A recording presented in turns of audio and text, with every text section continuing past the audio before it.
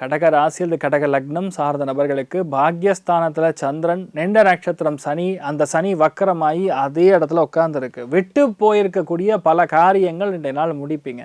அதாவது ஒரு வரன் வரும், நம்ம ஏதோ பார்ப்போம், ஏதோ சரியாக பேச்சு அமையலான்னு சொல்லி விட்டுருவோம். அதாவது மனஸ்தாபங்கள் இருக்காது, ஆனால் வேணாம் என்னமோ ஒரு காரியத்தினால தட்டி போயிடுது.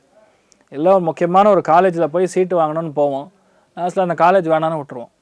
இல்லை ஒரு முக்கியமான நபரை போய் சந்திப்போம், அந்த விஷயம் நடக்கணும்னு போவோம், அது பிஸ்னஸ் ஆப்பர்ச்சுனிட்டியாக இருக்கும், ஆனால் நடக்காது, தள்ளி வந்திருப்போம். அந்த மாதிரி காரியங்கள் எல்லாமே அடுத்த 2 நாளில் முடிய போகிறது. மெயினாக அப்பா சம்மந்தப்பட்ட இருக்கக்கூடிய ஒரு பிரச்சனை, அவருக்கு இருக்கக்கூடிய ஹெல்த் இஷ்யூ, இதெல்லாம் முடிய போகிறது. மெயினாக தெய்வ காரியங்களுக்கு, கோவில் குளங்கள் ஸ்தாபனம் செய்யறதுக்கு கண்டிப்பாக நீங்கள் தான தர்மங்கள் செய்வீங்க.